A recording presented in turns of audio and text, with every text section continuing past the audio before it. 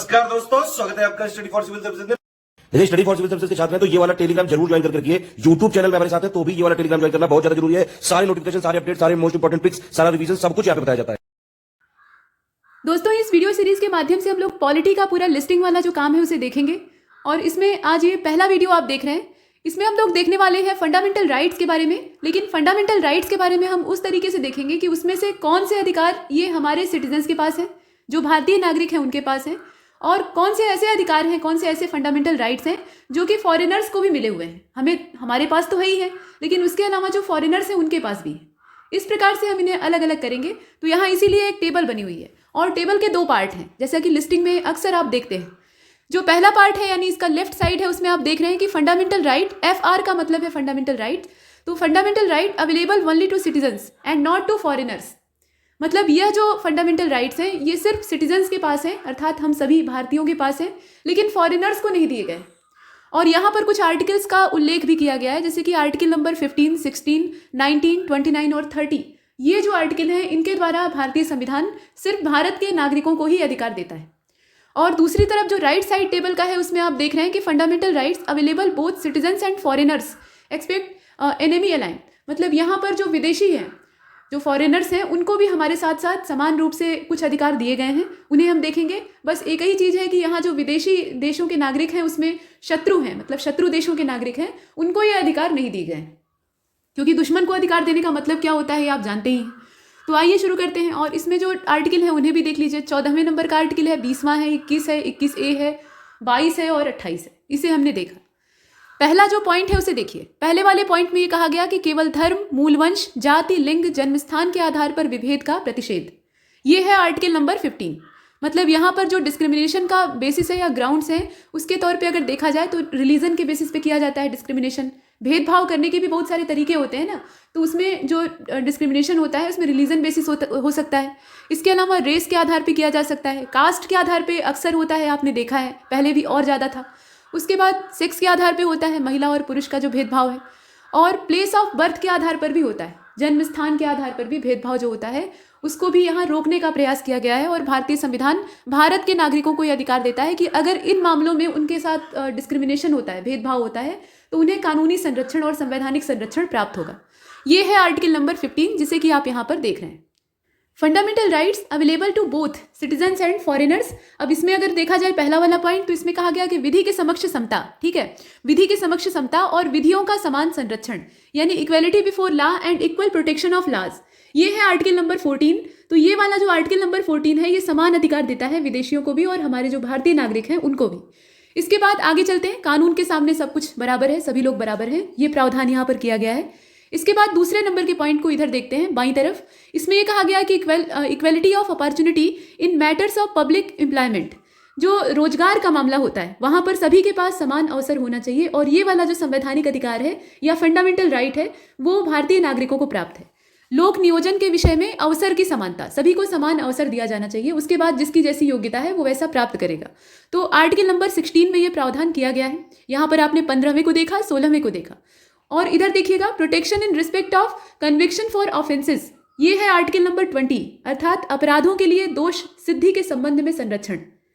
जब तक आपका अपराध साबित नहीं हो जाता तब तक आप मुजरिम नहीं कहलाएंगे, आपको कोई अपराधी नहीं कह सकता, ठीक। और यह जो अधिकार है ये संवैधानिक अधिकार है और संवैधानिक से ज़्यादा ये फंडामेंटल राइट है, ये इसकी महत्ता है। ये विदेशी नागरिकों को भी प्राप्त है और जो देशी नागरिक हैं उनके पास भी अधिकार होते हैं। तो ये है आर्टिकल नंबर 20। आर्टिकल नंबर आपको अच्छे से इसमें दिमाग में रखना है क्योंकि इससे प्रश्न बनते हैं। इसके बाद आगे चलते हैं। टेबल का अगला पार्ट देखिएगा, यानी तीसरा नंबर का पॉइंट। इसमें यह कहा गया कि विचार, अभिव्यक्ति, शांतिपूर्ण सम्मेलन, निर्बाध विचरण और यहाँ आप देख सकते हैं निवास तथा संघ बनाने की स्वतंत्रता। इतनी सारी जो आज़ादी है ये आर्टिकल नंबर 19 के अंतर्गत वर्गीकृत है। और ये जो अधिकार हैं ये भारतीय नागरिकों के पास होते हैं, इन्हें आप देख रहे हैं। कुल मिलाकर कितने राइट्स हैं? 6 राइट्स हैं, जो कि यहाँ पर फ्रीडम को दर्शाते हैं। मतलब भारतीय नागरिकों को पर्याप्त मात्रा में स्वतंत्रता प्राप्त है और वो स्वतंत्रता उन्हें कॉन्स्टिट्यूशन देता है इन फंडामेंटल राइट्स के थ्रू। तो उन्हें आप यहाँ पर देख रहे हैं। इसके बाद यहाँ जो तीसरे नंबर का पॉइंट है जिसमें कि फॉरेनर्स को भी दिए गए राइट्स हैं, तो उनको हम लोग देखें। इसमें प्राण और दैहिक स्वतंत्रता का संरक्षण, मतलब उनकी जान माल की रक्षा करना, उनकी दैहिक स्वतंत्रता की रक्षा करना, ये संविधान की ड्यूटी है। तो उसके लिए जो फंडामेंटल राइट्स में प्रावधान किया गया है उसे आप देख रहे हैं। आर्टिकल नंबर 21, इसमें फॉरेनर्स को भी राइट्स प्राप्त हैं और जो सिटीजन्स हैं उनके पास तो ये अधिकार है ही हैं। ये है प्राण और दैहिक स्वतंत्रता का संरक्षण, यानी protection of life and personal liberty. इसके बाद चौथे नंबर के पॉइंट को देखिए, protection of language, script and culture of minorities. जो माइनॉरिटीज़ हैं उनकी लैंग्वेज, उनकी स्क्रिप्ट और उनकी कल्चर का पूरी तरह से प्रोटेक्शन करना, ये भारतीय संविधान की जिम्मेदारी है और ये भारत के नागरिकों को मिलने वाला फंडामेंटल राइट है। ये है आर्टिकल नंबर 29। याद रखिएगा, आर्टिकल नंबर 29, इसमें अल्पसंख्यकों को शिक्षा और संस्कृति से संबंधित जो अधिकार हैं वो दिए गए।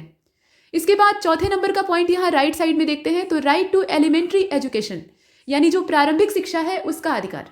राइट टू एलिमेंट्री एजुकेशन यानी प्रारंभिक शिक्षा का अधिकार, आर्टिकल नंबर 21A या 21 क भी आप इसे कह सकते हैं, चाहे हिंदी में पढ़िए या अंग्रेजी में, इस प्रकार से देखेंगे। और ये वाला जो फंडामेंटल राइट है ये फॉरेनर्स के पास भी होता है और जो सिटीजन्स हैं मतलब इंडियंस हैं उनके पास है, उनके पास तो हमेशा रहेगा। इसके बाद पाँचवें नंबर के पॉइंट को देखें तो right of minorities to establish and administer educational institutions, यानी आर्टिकल नंबर 30 की बात हो रही है और इसमें ये कहा गया है कि अल्पसंख्यकों को अपने धर्म के प्रसार हेतु या अपने धर्म के प्रचार हेतु शिक्षण संस्थाओं की स्थापना का अधिकार है और ये है आर्टिकल नंबर 30। ठीक, इसे हम लोग यहाँ पर देख रहे हैं। तो ये वाला जो है ये भारतीय नागरिकों को प्राप्त है। अब जो विदेशी है उनको कौन सा मिला हुआ है, तो protection against arrest and detention in certain cases, मतलब अरेस्ट और डिटेंशन जो सर्टेन केसेस में होता है उनके मामले में संरक्षण दिया गया है। ये फंडामेंटल राइट्स के ही थ्रू दिया गया है। आर्टिकल नंबर 22 है, यहाँ पर आप देखिए आर्टिकल नंबर 22 के द्वारा जो भारतीय नागरिक हैं प्लस जो फॉरेनर्स हैं दोनों को इस प्रकार का संरक्षण प्राप्त है, कुछ मामलों में हिरासत और नज़रबंदी से संरक्षण। इसके बाद छठवें नंबर का पॉइंट यहाँ राइट साइड में ही देखिएगा, इसमें ये कहा गया कि जो मानव तस्करी या मानव व्यापार होता है उस पर पूरी तरह से अंकुश लगाने का प्रावधान है और साथ ही साथ जो फोर्स लेबर होता है उसको रोकने के लिए यहाँ प्रावधान है, मतलब उसके खिलाफ संरक्षण दिया गया है भारतीय नागरिकों को और साथ में विदेशियों को भी। बलात् श्रम और अवैध मानव व्यापार के विरुद्ध प्रतिषेध, और ये आर्टिकल नंबर 23 है। यहाँ पर आर्टिकल नंबर को बहुत अच्छे से देख लीजिएगा क्योंकि यूपी पीसीएस भले ही अभी कॉन्सेप्ट वाले प्रश्न पूछने लगा है यूपीएससी की तर्ज पे, लेकिन फैक्ट से उसका मोह छूट नहीं पाया है। तो वो करता क्या है कि कॉन्सेप्ट के साथ जो फैक्ट होते हैं उनको मिला देता है और इससे प्रश्नों की कठिनाई बढ़ जाती है। आपको कॉन्सेप्ट भी क्लियर रखने हैं और फैक्ट को रटना भी है, तो इसीलिए पहले जो बेसिक चीज़ें हैं उनको किताब से पढ़िए और उसके बाद तब लिस्टिंग से रिवीजन कर लीजिए, ये आपके लिए ज़्यादा बेहतर रहेगा। डायरेक्ट उठाकर इसे रटना शुरू कर देंगे तो ये बहुत भारी पड़ेगा। ठीक, तो समझे बिना रटना ये बेकार है। इसके बाद आगे चलते हैं, 7वें नंबर के पॉइंट को देखिएगा, इसमें ये कहा गया कि कारखानों आदि में बच्चों के नियोजन का प्रतिषेध, ये है आर्टिकल नंबर 24। आर्टिकल नंबर कौन सा, 24। और यहाँ आप देख रहे हैं इसका अंग्रेजी version, prohibition of employment of children in factories. जैसे कि कारखाने होते हैं वहाँ पे कम आयु के बच्चों को ऐसे ही लगा दिया जाता है, उनके माता पिता अपनी आजीविका कमाने के लिए अपने बच्चों को भी वहाँ पर घुसेड़ देते हैं या किसी धोखे में उन्हें वहाँ रख लिया जाता है या दबाव डाल के काम करवाया जाता है और वो बच्चे अपने अधिकारों से परिचित नहीं होते हैं तो वो शारीरिक शोषण के, मानसिक शोषण के शिकार हो जाते हैं। तो उन्हें संरक्षण देने के लिए भारतीय संविधान यहाँ पर प्रावधान करता है और ये वाला जो अधिकार है ये सभी को प्राप्त। आर्टिकल नंबर 24 को आपने देखा। इसके बाद 8वें नंबर का जो पॉइंट है उसको देखेंगे, धर्म की अभिवृद्धि के लिए यानी धर्म के प्रोपेगेशन के लिए, उसके प्रचार प्रसार आदि के लिए स्वतंत्रता, मतलब उसके प्रयास की जो स्वतंत्रता है वो होनी चाहिए। जैसे कि आपका कोई धर्म है, एक निश्चित धर्म है और उसके लिए आप उसका प्रचार प्रसार करना चाहते हैं, उसे फैलाना चाहते हैं, तो उसका प्रयास करने की आपको खुली आज़ादी है और ये है आर्टिकल नंबर 25, बशर्ते कि वो दूसरे की आज़ादी में इंटरफियर न कर रहा हो। ये पहली और आखिरी शर्त होती है। इसके बाद 9वें नंबर के पॉइंट को देखेंगे, यहाँ पर कहा गया कि freedom to manage religious affairs, यानी जो रिलीजियस अफेयर्स हैं, आपके जो धार्मिक मामले हैं उनको अपने स्तर पर मैनेज करने की पूरी आज़ादी ये भारतीय संविधान के द्वारा प्रदत्त है और ये है आर्टिकल नंबर 26 फंडामेंटल राइट्स के अंतर्गत आपने देखा। धार्मिक जो संस्थाएं होती हैं उनके संचालन की आज़ादी। इसके बाद 10वें नंबर के पॉइंट को देखें, freedom from payment of taxes for promotion of any religion. Article number 27 की बात हो रही है, किसी धर्म को प्रोत्साहित करने हेतु कर से छूट, किसी धर्म को प्रोत्साहित करने हेतु जो टैक्स पर छूट मिलती है उसकी बात की गई है और ये है आर्टिकल नंबर 27। तो अनुच्छेद आप एक एक करके इसमें क्रम से देखते जा रहे हैं। लास्ट पॉइंट जो है उसको देखिएगा 11वां, और 11वें में ये कहा गया कि freedom from attending religious instruction और worship in certain educational institution. Article number 28, मतलब कुछ विशिष्ट संस्थाओं में धार्मिक आदेशों को जारी करने की स्वतंत्रता और ये है अनुच्छेद 28। तो यहाँ तक हमने उन फंडामेंटल राइट्स को देखा, मतलब क्लासिफिकेशन उनका देखा कि उसमें से कुछ जो थे वो सिटीजन्स के पास थे, केवल भारतीय नागरिकों को मिले हुए थे, और कुछ जो थे वो भारतीय नागरिकों के पास तो है ही है, इसमें कोई संदेह नहीं है, लेकिन उसके साथ साथ फॉरेनर्स के पास भी थे। इसे देखने के बाद अब एक क्रम से जो फंडामेंटल राइट्स हैं उनको एक बार रिवाइज कर लेते हैं, क्योंकि इनसे बार बार अलग अलग तरीके से प्रश्न बनते हैं। तो नीचे जो टेबल बनी है वो उसी के संबंध में है। इसमें हम लोग article related to fundamental rights इन्हें देखेंगे, और इसमें स्टार्ट होता है पहले आर्टिकल नंबर 12 से, 12वें अनुच्छेद से स्टार्ट होता है, ये आपने पढ़ा भी है। तो जो 12वां अनुच्छेद है उसमें असल में क्या चीज़ है, यहाँ पर आर्टिकल नंबर आप देखेंगे इस टेबल में, और इधर वाले पार्ट में उस आर्टिकल के अंदर है क्या चीज़ें, मतलब उसके अंदर कौन कौन सी बातें कही गई हैं, कौन से महत्वपूर्ण प्रावधान हैं, वो सब देखेंगे। तो यहाँ सब्जेक्ट मैटर वगैरह जो है, विषय वस्तु, उसको देखना है। तो डिफिनीशन ऑफ स्टेट यानी राज्य की परिभाषा। राज्य सुनने में तो शब्द बहुत छोटा लगता है, लेकिन राज्य की परिभाषा थोड़ी विस्तृत है, खासतौर पे पॉलिटी के रिस्पेक्ट में देखा जाए तो लक्ष्मीकांत में आप देखेंगे पूरा एक पैराग्राफ है राज्य की परिभाषा, उसके अंतर्गत कौन कौन सी चीज़ें आती हैं और कौन सी नहीं आती हैं। इस पर प्रश्न भी बन चुका है कि राज्य के अंतर्गत आने वाले इसमें से निम्नलिखित में से कौन कौन से, तो चुनिए उसमें से। तो यहाँ देखिए राज्य की परिभाषा, ये आर्टिकल नंबर 12 है, और उसके बाद आर्टिकल नंबर 13, 13वें नंबर का जो अनुच्छेद है, और 13वां अनुच्छेद यहाँ पर आधा दिया हुआ है, उसका जो डिटेल पार्ट है या डिटेल एक्सप्लेनेशन है वो बॉक्स में दी हुई है। दोनों को देखेंगे, पहले जो छोटा वाला है उसको देखते हैं। तो आर्टिकल नंबर 13 को देखिएगा, इसमें ये कहा गया कि कानून जो मूल अधिकारों के प्रति असंगति अथवा अप्रतिष्ठापूर्ण, बस इतना ही लिखा हुआ है। इसका जो अंग्रेजी वर्जन है उसको आप देख रहे हैं कि लॉज इनकॉन्सिस्टेंट विथ और in derogation of the fundamental rights. यहाँ पर देखिए आर्टिकल 13 जो है वो ये डिक्लेयर करता है कि all laws that are inconsistent with or in derogation of any of the fundamental right shall be void. In other word, यानी दूसरे शब्दों में अगर देखा जाए, ये थोड़ा सा छोटा है, इसको आप चाहें तो थोड़ा बड़ा कर सकते हैं। इन अदर वर्ड यहाँ पे देखिए ये कहा गया है, ठीक है। In other word it expressively provide, यहाँ देखिएगा, for the doctrine of judicial review, जो न्यायिक पुनरावलोकन की बात होती है उसके बारे में कहा जा रहा है। This power has been conferred on the Supreme Court article 32 and the High Courts article 226 that can declare a law unconstitutional, मतलब असंवैधानिक जो कानून है उनके विषय में कहा जा रहा है। तो ये सुप्रीम कोर्ट और जो हाई कोर्ट के प्रावधान है आर्टिकल के हिसाब से वो यहाँ पर दिए हुए हैं। तो आपने देखा कि आर्टिकल 13 की यहाँ पर परिभाषा है, इसे चाहे तो आप नोट कर सकते हैं या यहाँ से देख सकते हैं, लेकिन इसका जो संक्षिप्त रूप है उससे भी काम चल सकता है, क्योंकि वैसे भी प्रीलिम्स में आपको पहचानना होता है, 4 ऑप्शन होते हैं, उसमें से जो सही है वहाँ तक पहचान कर ही पहुँचना होता है, वहाँ रट कर लिखना नहीं होता है। तो आप डिटेल एक्सप्लेनेशन या जानकारी चाहते हैं तो देख सकते हैं। इसके बाद आगे चलते हैं, इसे छोटा कर लेते हैं। देखिए अब यहाँ से राइट टू इक्वेलिटी स्टार्ट होता है, यानी समानता का अधिकार या समता का अधिकार भी आप उसे कहते हैं। तो ये जो राइट टू इक्वेलिटी है, इसमें अगर देखा जाए तो आर्टिकल नंबर 14 से स्टार्ट होता है, और अनुच्छेद 14 ये कानून के समक्ष समानता या विधि के समक्ष समता की बात करता है, यानी इक्वेलिटी बिफोर लॉ। और इसमें ये कहा गया कि supreme court held that where article 31C, ध्यान दीजिएगा, where article 31C DPSP implementation के बारे में इसमें कहा गया है, comes in article 14 goes out. जब ये आता है तो आर्टिकल 14 क्या होता है, वो गोज आउट हो जाता है। ये प्रावधान किसका है, ये सुप्रीम कोर्ट के द्वारा हेल्ड किया गया है।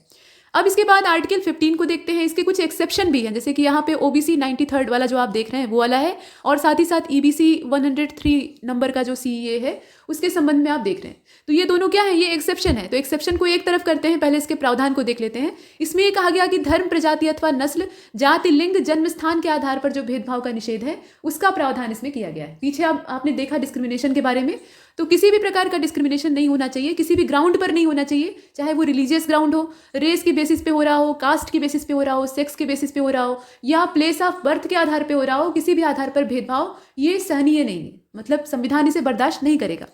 इसके बाद आगे चलते हैं, आर्टिकल नंबर 16 को देखते हैं। सार्वजनिक रोजगारों के मामले में अवसर की समानता, जो सार्वजनिक रोजगार है, मतलब यहाँ पर पब्लिक एम्प्लॉयमेंट की बात हो रही है, तो इसे देखिएगा इक्वेलिटी ऑफ अपॉर्चुनिटी, यानी अवसर की समानता इन मैटर ऑफ, या इसमें देख रहे हैं आप कि इन मैटर्स ऑफ पब्लिक एम्प्लॉयमेंट। जब रोजगार की बात आती है तो वहाँ पर सभी के पास समान अवसर होने चाहिए, सभी को प्रयास करने का कम से कम अधिकार होना चाहिए, उसके बाद जिसकी जैसी योग्यता है वैसा वो रोजगार प्राप्त करेगा। तो एक खुली प्रतिस्पर्धा होनी चाहिए, और उसी का प्रावधान किया गया है यहाँ पे आर्टिकल नंबर 16 में। यहाँ तक हमने देखा। उसके बाद आर्टिकल नंबर 17 को देखते हैं। गांधीवादी जो सिद्धांत हैं वो यहाँ से परिलक्षित होते हैं। गांधी जी का एक मेन फंडा था कि अगर हमें एक यूनिटी स्थापित करनी है, एकता स्थापित करनी है, तो उसके लिए पहली आवश्यकता यह है कि समाज के हर तबके को साथ में लेकर चला जाए, और इसीलिए उन्होंने जो दलित या पिछड़े अनटचेबिलिटी से ग्रस्त लोग थे उन्हें हरिजन का नाम दिया। हरिजन शब्द जो था इसका मतलब है कि हरि के जन, तो भगवान के ये लोग जन हैं तो इनसे भेदभाव कैसा, इस प्रकार से गांधी जी ने समझाने का प्रयास किया। दोनों का उद्देश्य एक ही था, चाहे यहाँ BR अम्बेडकर को देखें या मोहनदास करमचंद्र गांधी को देखें, लेकिन दोनों का तरीका अलग अलग था, थोड़ा सा दोनों में डिफरेंस यही था, इसीलिए मतभेद सामने आते थे। फिलहाल उसमें नहीं पढ़ते हैं। यहाँ पर हम लोग देखेंगे अबोलिशन ऑफ अनटचेबिलिटी, यानी अस्पृश्यता का उन्मूलन। और गांधी जी यही चाहते थे कि अस्पृश्यता पूरी तरह से समाप्त हो जाए, क्योंकि ये बहुत घातक जहर होता है। और समय समय पर अंग्रेजों ने या अन्य जो बाहर से आने वाले आक्रमणकारी थे, उन्होंने इसी आधार पर हमें बांटने का प्रयास किया। तो इसमें आप देखेंगे कि अनटचेबिलिटी जो वर्ड है या टर्म आप इसे कह सकते हैं, उसके बारे में कहा गया है, term untouchability has not been defined either in the constitution और इन द एक्ट। इसकी डिफिनीशन नहीं मिलती है, लेकिन ये है इसमें, इसका जो मूल मंतव्य है वो इसमें शामिल है। शब्द भले ना आए, जैसे आप देखते हैं ना कि पूरे कॉन्स्टिट्यूशन में कहीं भी बजट का ब्यौरा नहीं प्राप्त होता, बजट शब्द का ही उल्लेख नहीं है। वहाँ पे वार्षिक वित्तीय विवरण के नाम से जो 112 आर्टिकल है उसमें प्रावधान मिलते हैं, लेकिन बजट शब्द चल तो रहा है ना। तो वैसे ही यहाँ पे अनटचेबिलिटी की परिभाषा कहीं भी दी भले ही ना हो या उसे डिफाइन ना किया गया हो, लेकिन मेन मुद्दा इस आर्टिकल का यही है। इसके बाद आर्टिकल नंबर 18 को आप देखें, अबोलिशन ऑफ टाइटल्स, यानी उपाधियों का उन्मूलन इसमें किया गया है। उपाधियों के उन्मूलन का जो प्रावधान है वो यहाँ पर दिखाई देता है। यहाँ तक हमने देखा, मतलब आर्टिकल नंबर 18 तक। और उसके बाद जो अगला पार्ट इसमें स्टार्ट होता है यानी 19 से, वो है राइट टू फ्रीडम, यानी स्वतंत्रता का अधिकार, आज़ादी का अधिकार। अब आज़ादी किन किन क्षेत्रों में, वही हम देखने वाले हैं। और इसमें ये कहा गया, सबसे पहले आर्टिकल नंबर 19 को देखते हैं, protection of certain rights regarding freedom of speech etcetera. मतलब सिर्फ स्पीच की फ्रीडम नहीं, उसके अलावा अन्य भी बहुत तरह की जो आज़ादियाँ हैं वो संविधान नागरिकों को देता है, और उन्हें आप यहाँ पर देख रहे हैं। अभिव्यक्ति की स्वतंत्रता से संबंधित अधिकारों का संरक्षण पूरी तरह प्रावधान इसमें दिखाई देता है। लेकिन यहाँ पे एक चीज़ कही गई है कि आर्टिकल 19 कंटेन 7 राइट्स, मतलब इसके अंदर कितने राइट्स थे, 7 राइट्स थे, 7 अधिकार थे। But the right to acquire hold the, यहाँ देखिएगा, hold and dispose of property was deleted by the 44th amendment act of 1978। मतलब जो 44वां संविधान संशोधन अधिनियम था 1978 का, उसके द्वारा जो संपत्ति का अधिकार था उसको इसके कानूनी क्षेत्र से, मतलब संवैधानिक क्षेत्र से बाहर कर दिया गया। वो संवैधानिक अधिकार से बाहर करके उसे हटा के दूसरे हिस्से में डाल दिया गया है। मतलब ये कानूनी अधिकार तो है ही है, इसमें कोई संदेह नहीं है, लेकिन संवैधानिक अधिकार नहीं, इसे हमने देखा। और यहाँ देखिएगा 20वें नंबर का जो आर्टिकल है उसमें ये कहा गया, यहाँ पर आप देख रहे हैं, प्रोटेक्शन इन रिस्पेक्ट, यहाँ देखिएगा, protection in respect of conviction for the offences, मतलब अपराधों के लिए दोष सिद्धि से संरक्षण। जब तक कि आपका अपराध सिद्ध नहीं हो जाता, मतलब उसे प्रूफ नहीं कर दिया जाता, तब तक आपको अपराधी नहीं माना जा सकता और ना आपके साथ अपराधी जैसा बर्ताव किया जा सकता है। तब तक आप संदिग्ध हो सकते हैं लेकिन अपराधी नहीं। और देखिए आर्टिकल नंबर 21 को, तो इसमें यह कहा गया कि protection of life and personal liberty, किसी भी व्यक्ति की जीवन की जो स्वतंत्रता है या जीवन का जो अधिकार है, जीवन जीने का अधिकार है, वो संविधान उसे देता है और साथ ही साथ उसके व्यक्तिगत स्वतंत्रता का संरक्षण भी करता है। ये दोनों प्रावधान यहाँ से दिखाई देते हैं। आर्टिकल 21A, और इन दोनों से बहुत बार क्वेश्चन पूछे गए हैं, तो इनसे आप सतर्क रहिएगा। इसके बाद 21A को देखते हैं, तो राइट टू एजुकेशन यानी शिक्षा का अधिकार, ये यहाँ से दिखाई देता है। आर्टिकल नंबर 22 को देखिए, इसमें यह कहा गया कि protection against arrest and detention in certain cases, यानी कुछ मामलों में गिरफ्तारी तथा निरुद्धता से संरक्षण। कुछ मामलों में, यहाँ पर ध्यान दीजिएगा, एक एक शब्द महत्वपूर्ण होता है। तो कुछ मामलों में गिरफ्तारी तथा निरुद्धता से संरक्षण, यहाँ तक हमने 22 तक डिस्कस किया है। अब इसके बाद देखिए राइट अगेंस्ट एक्सप्लोटेशन, शोषण के विरुद्ध अधिकार। मतलब संविधान जो है वो शोषण के खिलाफ जो भारतीय नागरिक हैं या सिटीजन्स हैं उनको कुछ अधिकार दिए हुए हैं, और वो कौन कौन से हैं ये आइए देखते हैं। तो आर्टिकल नंबर 23 से स्टार्ट होता है। आर्टिकल नंबर 23 में कहा गया कि मानव दुर्व्यापार और बलात् श्रम से संरक्षण। किसी से आप जबरदस्ती काम नहीं ले सकते, उसकी मर्जी के खिलाफ काम नहीं ले सकते, क्योंकि काम करना या ना करना, आपको मना कर देना, ये उसका संवैधानिक अधिकार है और आप उसका हनन नहीं कर सकते, नहीं तो आपके ऊपर कार्रवाई हो सकती है। वो चाहे तो अपने अधिकारों के संरक्षण के लिए कानून की शरण में जा सकता है। तो यहाँ आप देख रहे हैं आर्टिकल नंबर 23। और दूसरी चीज़ ये है कि मानव दुर्व्यापार, जो खरीद फरोख्त वाला अवैध तस्करी वाला काम था, उससे पूरी तरह से पाबंदी लगाता है, निषेध करता है और उसके खिलाफ लोगों को अधिकार देता है। इसके बाद आर्टिकल नंबर 24 को देखें, तो यहाँ पर जो प्रोहिबिशन है of employment of children in factories etcetera, मतलब बच्चों को कारखानों में जोत दिया जाता है बधुआ मजदूर की तरह से, और पढ़ने लिखने और खेलने खाने की उम्र में वो फैक्ट्री में अपना जो हानिकारक मशीनों वाला काम है वो करते रहते हैं, पूरी उनकी ज़िंदगी खराब हो जाती है। तो उससे संरक्षण देने के लिए संवैधानिक अधिकार यहाँ पर दिखाई देता है। मतलब कारखाने में बच्चों को रोजगार नहीं देना है, बच्चों से काम नहीं करवाना है। उसके बाद 25 नंबर का आर्टिकल देखते हैं और यहाँ से स्टार्ट होता है राइट टू फ्रीडम रिलीजन, मतलब right to freedom of religion, धार्मिक स्वतंत्रता का अधिकार। धार्मिक आज़ादी, हर व्यक्ति अपनी मर्जी के हिसाब से, अपनी स्वेच्छा से जिस धर्म को चाहे उस धर्म का पालन कर सकता है और हाँ, दूसरे पर दबाव नहीं डाल सकता, मतलब अपने मान रहा है जिस धर्म को, उसको मानने के लिए दूसरे किसी व्यक्ति पर वो प्रेशर नहीं डाल सकता है। यहाँ सब कुछ स्वेच्छा से होगा। तो उसी के संबंध में यहाँ नीचे कुछ अधिकार हैं जो कि मौलिक अधिकारों की श्रेणी में आते हैं। आइए इन्हें देखते हैं। आर्टिकल नंबर 25 को आप देख रहे हैं, इसे थोड़ा बड़ा किया जा सकता है ताकि ये आराम से दिखाई दे। अब अच्छे से दिख रहा है। तो आर्टिकल नंबर 25 को देखिए, फ्रीडम ऑफ, यहाँ देखिएगा, freedom of conscience and free profession, practice and propagation of religion. यानी कहने का तात्पर्य यह है कि अंतःकरण, धर्म के प्रकटन, अभ्यास और प्रचार प्रसार की स्वतंत्रता। अंतःकरण की आज़ादी होनी चाहिए, क्योंकि अंतःकरण से ही आप किसी धर्म को स्वीकार करते हैं। तो वो वाली जो फ्रीडम है वो संविधान आपको देता है। उसके साथ साथ अपने धर्म को जाहिर करने की आज़ादी आपके पास हो, और उसके अभ्यास, उसके प्रचार प्रसार की भी स्वतंत्रता हो। लेकिन प्रचार प्रसार ये दबावपूर्ण नहीं होना चाहिए, मतलब आप अपनी स्वेच्छा से कर रहे हैं लेकिन किसी पर थोपेंगे नहीं, ये बात है। और ये है आर्टिकल नंबर 25। इसके बाद आर्टिकल नंबर 26 को देखें तो freedom to manage religious affair, यानी अपने धर्म से संबंधित जो अफेयर्स हैं, मामले हैं, उनको मैनेज करने की पूरी आज़ादी। आर्टिकल नंबर 27 को देखें तो फ्रीडम टू, यहाँ देखिएगा, freedom as to payment of taxes for promotion of any particular religion. कहने का मतलब यह है कि किसी विशेष धर्म को प्रोत्साहित करने के लिए कर भुगतान की स्वतंत्रता, मतलब कर भुगतान की जो आज़ादी है वो भी यहाँ पर संवैधानिक अधिकार के तहत प्राप्त होती है। आर्टिकल नंबर 28 को देखते हैं तो freedom as to attendance at religious, यहाँ देखिएगा, रिलीजियस इंस्ट्रक्शन और religious worship in certain educational institution. कहने का तात्पर्य यह है कि कुछ शैक्षणिक संस्थानों में धार्मिक निर्देशों और धार्मिक उपासना के लिए उपस्थित होने की स्वतंत्रता ये हर व्यक्ति के पास, हर नागरिक के पास होती है, और ये अधिकार उसे संविधान देता है। आर्टिकल नंबर 28 है, तो आर्टिकल नंबर भी आपको बहुत अच्छे से दिमाग में रखना है, और जो एक जैसे मिलते जुलते हैं। अब जैसे देखिए, धार्मिक स्वतंत्रता का अधिकार है, तो यहाँ पर आर्टिकल नंबर 25 से लेकर 28 तक धर्म की ही बात कही गई है, तो इसमें मिक्स ना हो जाए, मतलब एक आर्टिकल के प्रावधान जो है वो दूसरे वाले में मिक्स ना हो जाए, नहीं तो जो विकल्प होते हैं वो बड़े करीबी होते हैं। ऐसा नहीं है कि वो आर्टिकल नंबर 25 के साथ साथ आर्टिकल नंबर 45 आपको ऑप्शन में देगा, यही चारों हो जाएंगे, जो विकल्प होंगे उसमें यही चारों होंगे, और बहुत बारीक अंतर होगा। तो वैसे में आपके अंदर पहचानने की जो कैपेसिटी है वो होनी चाहिए। इसके बाद आगे चलते हैं। यहाँ आप देख रहे हैं कल्चरल और एजुकेशनल जो राइट्स हैं वो दिए हुए हैं।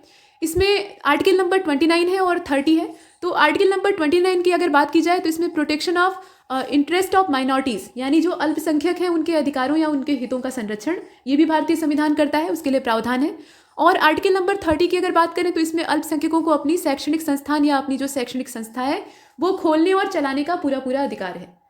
मतलब वो अपनी धार्मिक संस्था को, जो कि शैक्षणिक उद्देश्य से खोली गई है, धर्म शिक्षा की बात यहाँ की जा रही है, तो उसको खोल सकते हैं, चला सकते हैं। इसके बाद राइट टू प्रॉपर्टी, जिसे कि रिपेल कर दिया गया है, यानी निरस्त कर दिया गया है, मतलब ये अब जो मूल अधिकार की श्रेणी है या फंडामेंटल राइट्स हैं उनकी कैटेगरी में नहीं आता है। तो आगे चलते हैं और इसे देख लेते हैं। तो यहाँ पर आर्टिकल नंबर 31 है, और 31 को आप देख रहे हैं कि कंपल्सरी एक्विजिशन ऑफ प्रॉपर्टी, इसको रिपेल किया गया है, यानी हटा दिया गया है, या आप कह सकते हैं कि निरस्त कर दिया गया है। संपत्ति का अनिवार्य अधिग्रहण इसका मतलब होता है, ठीक है। अब यहाँ पर नीचे कुछ कानूनों की सुरक्षा के बारे में बात की जा रही है, इसको देखते हैं। सेविंग ऑफ सर्टेन लॉज, मतलब 31A, 31B, 31C और 31D, ये है क्या असल में? तो 31A जो है, इसमें ये कहा गया कि संपदा के अधिग्रहण के लिए कानून की सुरक्षा, ये प्रावधान इसके अंतर्गत है। मतलब saving of laws, providing for acquisition of states etcetera, मतलब यहाँ पे ETC शब्द लगा है, इसका मतलब यह है कि इसका दायरा बड़ा है। और उसके बाद 31B को अगर आप देखें तो कुछ अधिनियमों और विनियमों की वैधता, मतलब यहाँ उनके वैलिडेशन की बात हो रही है। और 31C की अगर बात कीजिए तो यहाँ पर नीति निर्देशक सिद्धांतों पर प्रभाव डालने वाले जो कानून हैं उनकी सुरक्षा। राज्य के नीति निर्देशक तत्व आपने पढ़े हैं, तो उन सिद्धांतों पर जो असर डालने वाले कानून हैं उनकी सुरक्षा से संबंधित प्रावधान ये 31C में है। इसके बाद 31D को देखेंगे तो इसमें राष्ट्र विरोधी गतिविधियों से संबंधित कानूनों की सुरक्षा, और ये भी रिपेल कर दिया गया है, निरस्त है। तो निरस्त जो है उन्हें ध्यान देना है। अब यहाँ बॉक्स में क्या लिखा हुआ है? बॉक्स में ये लिखा गया है कि जो फंडामेंटल राइट्स का ऑपरेशन है, यानी उनका क्रियान्वयन है, वो लिमिटेड कर दिया जाता है किसके द्वारा? 31A, article number 31A, 31B और 31C के द्वारा। इसमें जो प्रावधान है वही ब्रैकेट में लिखे हुए हैं, जिन्हें कि आप एक क्रम से देख रहे हैं। इसके बाद आगे चलते हैं। यहाँ नीचे आप देख रहे हैं राइट टू कॉन्स्टिट्यूशनल रेमेडीज, यानी संवैधानिक उपचारों का अधिकार। और ये जो संवैधानिक उपचारों का अधिकार है, यानी यहाँ पे आर्टिकल नंबर 32 से हम स्टार्ट करेंगे, ये तो आप जानते ही हैं, इसे देख लेते हैं। और इसी से संबंधित ये प्रावधान बॉक्स में दिए हुए हैं, ये आप एरो का साइन देख रहे हैं। तो बॉक्स को बाद में देखेंगे, पहले जो चीज़ें हैं उन्हें बेसिक देख लें। तो आर्टिकल नंबर 32, इसमें ये कहा गया कि इस भाग के द्वारा, या ये जो हिस्सा है संविधान का, इसके द्वारा प्रदत्त अधिकारों को लागू करने से संबंधित उपचार, ठीक है। और 32A क्या कहता है? तो 32A जो है इसको रिपेल्ड कर दिया गया है। और इसमें प्रावधान क्या था? अनुच्छेद 32 के अंतर्गत राज्य कानूनों की संवैधानिक वैधता पर विचार नहीं कर सकता है। मतलब इसमें ये प्रावधान जो है, इसको अंग्रेजी वर्जन में देख लीजिए, constitutional validity of state laws not to be considered in proceeding under article 32, ये रिपेल्ड है। ध्यान दीजिएगा, ये रिपेल्ड है, तो ब्रैकेट वाला जो है उसको अच्छे से देख लेना है। अब यहाँ कुछ बॉक्स में लिखा हुआ है, बॉक्स वाले को भी देख लेते हैं। तो यहाँ ये कहा गया कि when fundamental right of a citizen are violated, मतलब किसी भी सिटीजन के जो फंडामेंटल राइट्स हैं अगर उन्हें वायलेटेड किया जाता है, और उसके बाद has the option of moving either the high court और सुप्रीम कोर्ट डायरेक्टली, मतलब यहाँ पे जो ऑप्शन होता है वो हाई कोर्ट और सुप्रीम कोर्ट दोनों में जाने का होता है। Since the right guaranteed by article 32, मतलब यहाँ आप देख रहे हैं since the right guaranteed by एक एक शब्द महत्वपूर्ण है, by article 32 that is the right to move the Supreme court where a fundamental right is infringed. और उसके बाद ये भी कहा गया कि is in itself a fundamental right, मतलब ये स्वयं में एक फंडामेंटल राइट है। द अवेलेबिलिटी, यहाँ नीचे आप देख रहे हैं, the availability of alternate remedy is no bar to relief under article 32। However the Supreme Court, यहाँ SC के बारे में यानी सुप्रीम कोर्ट के बारे में दिया है, supreme court has ruled the, यहाँ आप देख लीजिए, rule that where relief through high court is available under article 226 the aggrieved party should first move the HC यानी हाई कोर्ट। तो यहाँ ये जो प्रावधान है ये संवैधानिक उपचारों के अधिकार से जुड़े हुए हैं, और इसमें जो रेमेडीज़ हैं उन्हें आप यहाँ पर देख रहे हैं। तो नीचे वाला जो है उसे रिपेल किया गया है, लेकिन ये बात हो रही है आर्टिकल नंबर 32 की। उसके बाद 33 को देख लेते हैं। हमने 32 को देखा, 32A को देखा, उसके बाद 33 को देखते हैं। तो इसमें ये कहा गया कि इस भाग के द्वारा प्रदान किए गए अधिकारों को संशोधित करने की संसद की शक्ति, मतलब यहाँ पे पार्लियामेंट के पास ये पावर है, उसे बताया जा रहा है कि power of parliament to modify the rights conferred by this part in their application to forces etcetera. उसके बाद आर्टिकल नंबर 34 को देख लेते हैं। यहाँ पर आप देखिए, इसमें ये कहा गया कि restriction on rights conferred by this part while martial law is in force in any area, मतलब जब भी कोई भी जो क्षेत्र है या कोई भी स्थान है वहाँ पे सैन्य शासन लगा हो, मिलिट्री रूल लगा हुआ हो, तो वैसे हिस्से में या वैसे मामले में इस भाग के द्वारा प्रदत्त उन स्थितियों में रोक। कहने का तात्पर्य यह है कि जो मिलिट्री रूल लगता है किसी भी क्षेत्र में, तो उसके बाद बहुत सारे अधिकारों का निलंबन हो जाता है या बहुत सारे अधिकारों पर पाबंदियां लगती हैं। तो उसके प्रावधान यहाँ पे जो आर्टिकल नंबर 34 है उसमें किए गए हैं, बशर्ते कि उस क्षेत्र विशेष में सैन्य शासन यानी मार्शल लॉ लगा हुआ हो। उसके बाद आर्टिकल नंबर 35 को देखते हैं। तो आर्टिकल नंबर 35 यहाँ पे है, और इसमें कहा गया कि इस भाग के प्रावधानों को प्रभावी बनाने से संबंधित जो विधायन है वो यहाँ पर दिखाई देते हैं, मतलब legislative to give effect to the provisions of this part. यहाँ तक हमने इसे देखा। अब इसके बाद नीचे वाला जो इसमें एक पैराग्राफ टाइप का है, इसे देख लेते हैं। इसमें ये कहा गया है कि their application to the member of arm forces, paramilitary forces, police forces, intelligence agency and analogous service can be restricted और एब्रोगेटेड बाय द पार्लियामेंट। ये है आर्टिकल नंबर 33, मतलब किस आर्टिकल में किस तरह के प्रावधान है उनको यहाँ पर डिटेल में दिया हुआ है। और उसके बाद ये कहा गया है कि their application can be restricted while martial law is in force in any area, मतलब मार्शल लॉ जब उस एरिया में लगा हुआ हो तो उनके जो रिस्ट्रिक्शंस हैं, मतलब इनके एप्लीकेशन जो है उन्हें रेस्ट्रिक्ट कर दिया जाएगा, वो वाले प्रावधान दिखाई देते हैं। अब इसके बाद आगे चलते हैं। यहाँ पे आप देख रहे हैं कि distinction between fundamental rights and directive principles, मतलब मूल अधिकार या मौलिक अधिकार जिन्हें आप कहते हैं, और DPSP, उनके बीच का अंतर क्या होता है, बेसिक अंतर क्या है, या पॉलिटी के बेसिस पर आप क्या अंतर निकाल सकते हैं, वो यहाँ पर दिया हुआ है। तो फिर से एक टेबल आपके सामने है, और इसमें अंतर को एक अलग अलग ढंग से लिखा गया है। एक तरफ यानी जो लेफ्ट साइड है उधर फंडामेंटल राइट्स हैं, और जो राइट साइड है उधर डायरेक्टिव प्रिंसिपल ऑफ स्टेट है, यानी नीति निर्देशक तत्व हैं। तो पहले देखिए, ये नकारात्मक है। जो मौलिक अधिकार है वो कैसे हैं, ये अगर नेचर में देखा जाए तो नेगेटिव है। जैसा कि ये राज्यों को कुछ मसलों पर कार्य करने से प्रतिबंधित करते हैं, ये राज्यों को कुछ मामलों में उनकी आज़ादी को छीनने का काम करते हैं। और डायरेक्टिव प्रिंसिपल क्या है, तो ये सकारात्मक है, ये राज्य को कुछ मसलों पर मदद करते हैं, या राज्यों को इनकी आवश्यकता होती है तो यहाँ उनकी सहायता उन्हें प्राप्त होती है। कहने का मतलब ये है कि मौलिक अधिकार जो है ये मूल रूप से नागरिकों के अधिकारों के संरक्षण के लिए संविधान के द्वारा दिए गए कुछ राइट्स हैं, मतलब फंडामेंटल राइट्स हैं। तो ये इस बात पर निर्भर करते हैं कि राज्य नागरिकों के जो अधिकार हैं उनमें हस्तक्षेप कर रहा है अथवा नहीं। अगर राज्य के द्वारा किसी भी प्रकार का हस्तक्षेप हो रहा है तो यहाँ राज्य के अधिकारों पर पाबंदी लग सकती है। तो इस मामले में ये नेगेटिव है यहाँ पर, इसीलिए जो फंडामेंटल राइट्स हैं उनको नेगेटिव कहा गया है। और इस मामले में DPSP जो है उनमें कोई पाबंदी नहीं है, बंदिश नहीं है, तो ये सकारात्मक है। ये राज्य को सहयोग देते हैं, उसका दिशा निर्देशन करते हैं। और सबसे अच्छी बात यह है कि बाध्यकारी नहीं है, राज्य इन्हें मानने या न मानने के लिए स्वतंत्र है। इसके बाद आप दूसरे नंबर के प्रश्न को देखें, माफ कीजिएगा, दूसरे नंबर के पॉइंट को देखें, तो इसमें ये कहा गया फंडामेंटल राइट्स के बारे में कि ये न्यायोचित होते हैं। मतलब इन पे जो जस्टिस वाला काम है वो हो सकता है। इनके हनन पर न्यायालय द्वारा इन्हें लागू कराया जा सकता है। मतलब कोर्ट के पास पूरी फ्रीडम होती है कि अगर इनका हनन हो रहा है तो वो यहाँ पर कड़ाई से काम ले, अपने कानूनी जो डंडे हैं उसको चलाए और लोगों को इसे मानने के लिए बाध्य करे। और इसमें जो दूसरा पॉइंट है डायरेक्टिव प्रिंसिपल्स में, उसमें उसे आप देख लीजिए। इसमें ये कहा गया कि ये गैर न्यायोचित होते हैं और न्यायालय द्वारा इनका प्रवर्तन नहीं कराया जा सकता है। मतलब न्यायालय इनको लागू नहीं कर सकता है। ये मानने और न मानने पर निर्भर होते हैं। राज्य इन्हें मान भी सकता है, नहीं भी मान सकता है। इसके बाद आगे चलते हैं।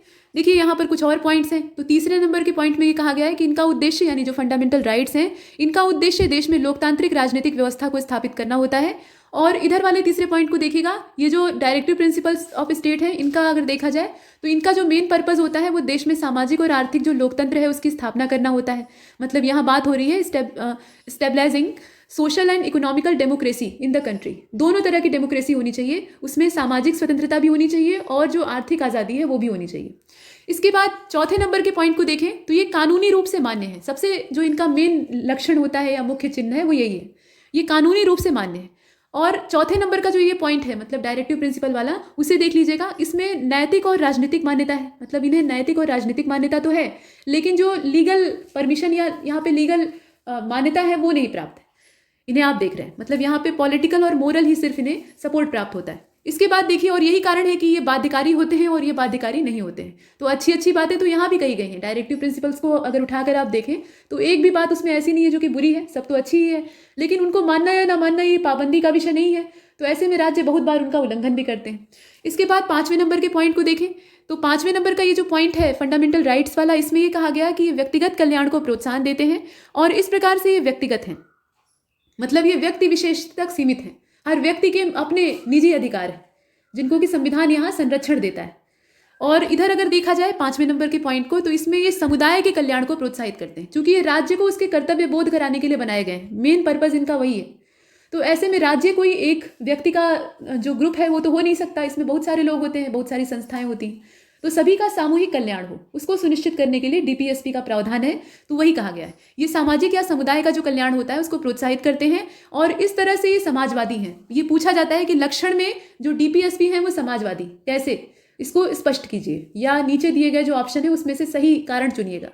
तो समाजवादी होने का जो मेन इसमें कारण है वो यही है। मतलब ये समुदाय के कल्याण को प्रोत्साहित करते हैं, सबका कल्याण हो। उसके बाद छठवें नंबर के पॉइंट को देखें तो छठवें नंबर का जो पॉइंट है फंडामेंटल राइट्स में, उसमें ये कहा गया है कि इनको लागू करने के लिए विधान की आवश्यकता नहीं होती है, ये स्वतः लागू है। मतलब इन्हें कोई ऊपर से कानूनी सपोर्ट की आवश्यकता नहीं है, इन्हें पहले से ही सपोर्ट प्राप्त है। संविधान ने पूरी तरह से संरक्षण दिए हुए हैं, लागू हैं पहले से, इन्हें कोई उल्लंघन नहीं कर सकता। और डीपीएसपी जो होते हैं उनके साथ क्या है, तो इन्हें लागू करने के लिए विधान की आवश्यकता पड़ती है। ये स्वतः लागू नहीं होते हैं जब तक कि राज्य इन्हें अपने स्तर से लागू न करे। उसके बाद सातवें नंबर के पॉइंट को देखें तो इसमें यह बताया गया है कि न्यायालय इस बात के लिए बाध्य होता है कि किसी मूल अधिकार के हनन की विधि को वह गैर संवैधानिक और अवैध घोषित करे। मतलब न्यायालय के द्वारा ये उसकी विवशता है कि अगर कहीं पर इनका उल्लंघन हो रहा है तो उसको वो असंवैधानिक घोषित करे, मतलब उसे न्याय विरुद्ध, संविधान विरुद्ध घोषित करे तत्काल में, अगर मौलिक अधिकारों का हनन हो रहा है तो। और डीपीएसपी की अगर बात की जाए तो डीपीएसपी में क्या हाल चाल है, यहाँ पर कोर्ट के पास ऐसी कोई पाबंदी नहीं होती है। जो नीति निर्देशक तत्व होते हैं उनका उल्लंघन करने वाली विधि को न्यायालय असंवैधानिक और अवैध घोषित कर सकता है, मतलब वो चाहे तो कर सकता है। लेकिन विधि की वैधता को इस आधार पर सही ठहराया जा सकता है कि इन्हें नीति निर्देशक तत्वों को प्रभावी करने के लिए किया गया था, तो यहाँ पर उससे बचा जा सकता है। तो कहने का मतलब ये है कि जो फंडामेंटल राइट्स हैं वो बाध्यकारी हैं, वो पहले से मिले हुए अधिकार हैं और उनको भारत के नागरिकों से या जो विदेशी नागरिक हैं उनको भी कुछ मात्रा में प्राप्त हैं, तो उनसे कोई छीन नहीं सकता, सिर्फ कुछ विशेष परिस्थितियों को छोड़कर। और अगर उनका उल्लंघन होता है तो ये संविधान की अवमानना कही जाएगी या असंवैधानिक कहा जाएगा। और इस मामले में कोर्ट भी लाचार रहता है, उसे हर हाल में इसे डिक्लेयर करना ही पड़ेगा। और नीति निर्देशक तत्व जो होते हैं उनके साथ ऐसा कुछ नहीं होता है। पहली चीज़ तो उनका इम्प्लीमेंटेशन राज्य की मर्जी पर डिपेंड करता है, राज्य चाहे तो उन्हें मान सकता है, नहीं चाहे तो नहीं मान सकता है। तो ये एक दिशा निर्देश देने का काम करते हैं। इस प्रकार से हमने 7 प्रकार के अंतर देखे और ये वीडियो यहीं समाप्त होता है। अगला वाला जो पार्ट होगा वीडियो का उसमें हम लोग देखेंगे नीति निर्देशक सिद्धांतों से संबंधित जो आर्टिकल हैं उनको, और इन्हें भी हम लोग उसी क्रम से देखेंगे जैसे हमने फंडामेंटल राइट्स को देखा था। और ये जो आर्टिकल हैं, जितने भी आर्टिकल्स आप यहाँ देख रहे हैं, चाहे वो फंडामेंटल राइट्स के हों, चाहे फंडामेंटल ड्यूटीज़ के हों या डीपीएसपी के हों, ये सभी इंपॉर्टेंट होते हैं। यहाँ से हर बार प्रश्न बने हैं, तो इनसे आपको सतर्क रहना चाहिए। ठीक है, इसमें इतना ही। और ये श्रृंखला आगे जारी रहेगी। तब तक के लिए नमस्कार।